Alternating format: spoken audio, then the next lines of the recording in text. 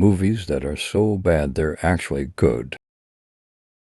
What makes a movie so bad it's good? Bad acting, strange dialogue, absurd plot holes, unbelievable special effects, and the list goes on.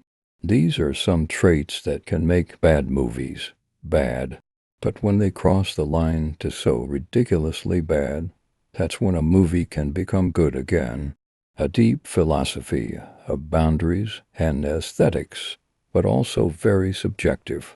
Here are some of the movies that are largely viewed as so terrible that they are actually great. The Giant Spider Invasion 1975. In this cheesy 1970s B-movie, a meteor opens an interdimensional gateway that allows giant spiders to begin walking all over a small Wisconsin town. Sound horrible? It's fantastic.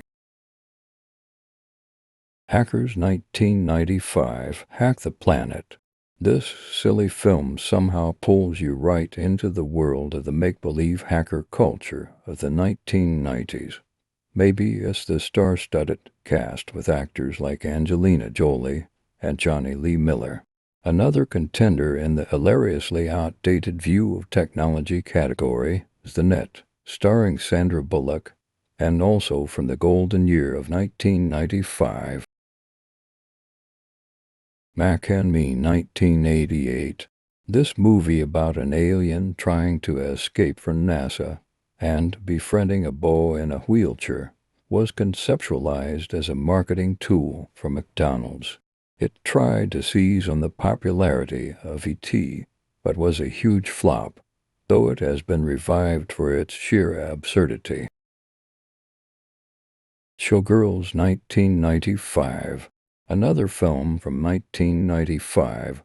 This much-hated film has gained cult status because, while it tries to be serious, it is quite a disaster with many delightfully spazzy moments by Elizabeth Berkley.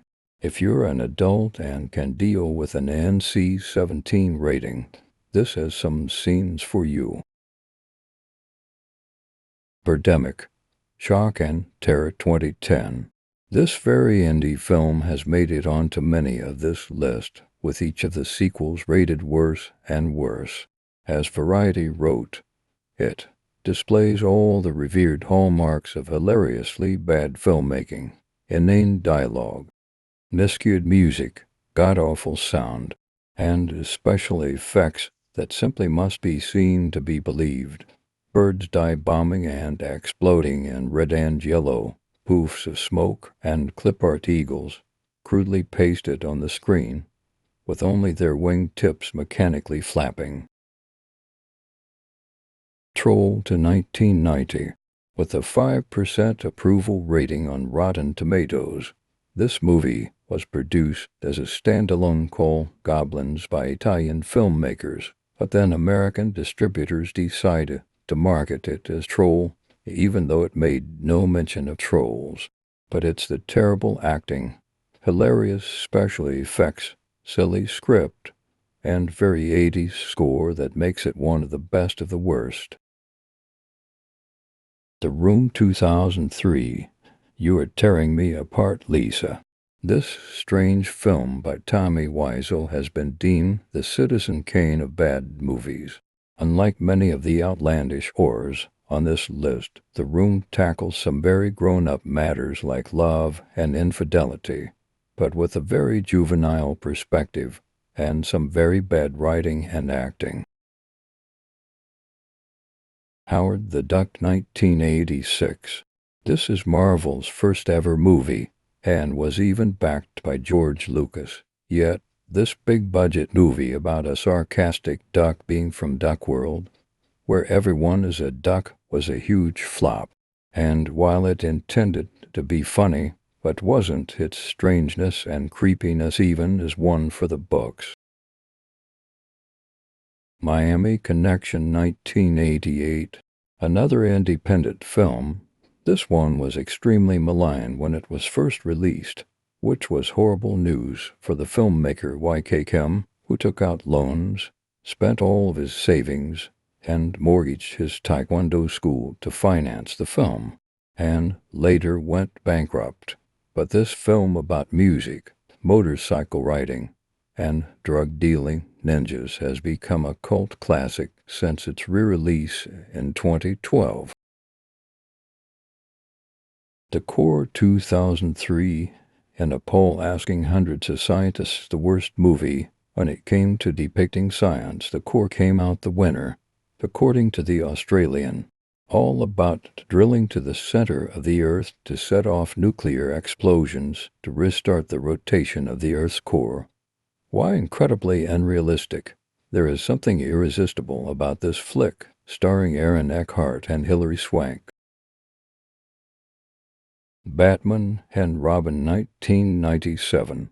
With just 11% on Rotten Tomatoes, this movie killed the Batman franchise until 2005 when Christian Bale took the lead.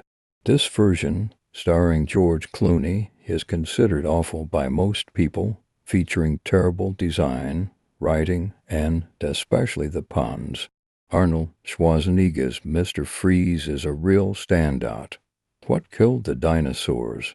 The Ice Age. Monos. The Hands of Fate 1966.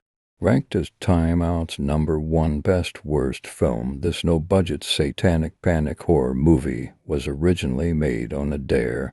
It then disappeared only to be revived by lovers of trash movies in the 1990s.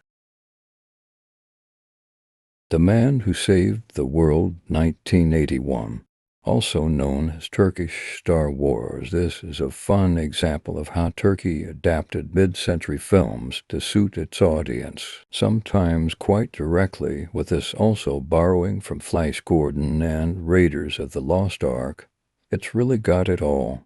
Wizards, zombies, ninjas, and warrior skeletons. Battlefield Earth 2000. John Travolta starred in the adaptation of sci-fi writer and Scientology founder L. Ron Hubbard's novel of the same name. Campy, exaggerated, and poorly shot, there is still some argument whether this is just bad or so bad it's good. Gymkhana 1985. This martial arts film stars Olympic gymnast Kurt Thomas. It's about a gymnast who combines his gymnastic ability with martial arts to enter a deadly competition in a fictional country, Parmistan. It earned Thomas a Razzie for Worst New Star, but earned a cult following for its unintentional comedy, strange plot, and poor production. Thanks for watching.